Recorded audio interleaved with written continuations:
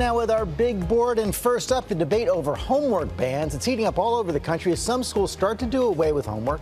Best-selling author and educational consultant Rosalind Wiseman here to talk about it. And Rosalind, I want to start by reading a mom's Facebook post. Welcome this morning. It's gone viral. She says her daughter is done with homework. And here's the quote. "I've noticed her getting more and more stressed when it comes to school. And by stressed, I mean chest pains. Should she become some kind of junior workaholic at 10 years old?" Okay, there's an extreme view right there. But how should parents think about homework? How much is too much?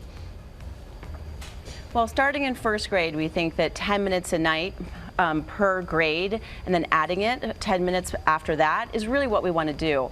But this is a really important debate because on one side we have parents who hate homework because it's busy work, it's a waste of time, it's irrelevant, and it's one more reason why kids hate school. And on the other side are parents who have equally good reasons for liking homework, which is that they think it's important, it shows organizational skills, it holds kids accountable, and it's okay for kids to not have to do something that they like all of the time. But most important is that there's a hidden thing, which is that it shows economic disparities between kids.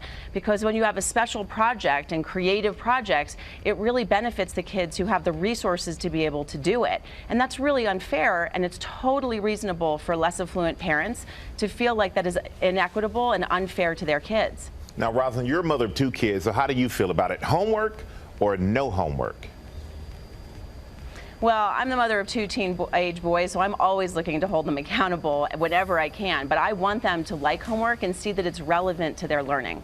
And you do make an important point there, not only about the resources, not only the money for the projects, but a lot of kids can afford tutors when others can't. Absolutely. So this really is a hidden issue that we don't see. So it's really important that our education is fair and equitable for all of our children. Even with the best of intentions, sometimes we can go awry. All right, Rosalind, thank you. And what are you into homework, George? There's a lot of homework right now, but I think the point that Rosalind is making is very important. We're lucky. We can get our kids an awful lot of help, and not everybody can get that. All right. I like that, George. Chime in there, my friend. That was good. Rosalind, thank you. And next up, if you live in certain parts of the country, you may find some unwelcome visitors in your backyard. As you can see right there, alligators. The Fish and Wildlife Commissions of North Carolina and Florida are warning the public that sightings are on the rise, and wildlife expert Ron McGill is joining us live. And Ron, what's going on? Why is there such an uptick in gator sightings and in pools and backyards? What's going on?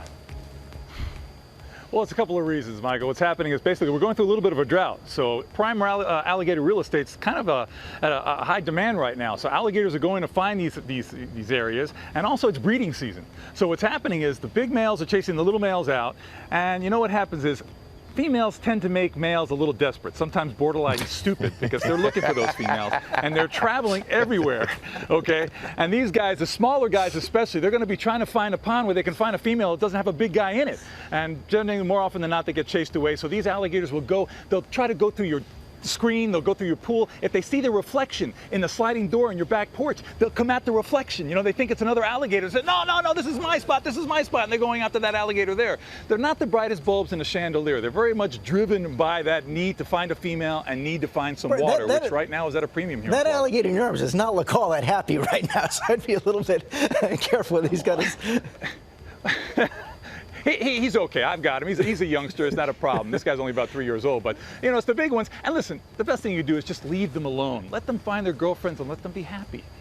Now, Ron, if you're out there, though, say you're coming in from out of town, or even if you're someone who's just, going to work or walking, what can you do to protect yourself from these desperate males who are now scattered? Just keep your distance.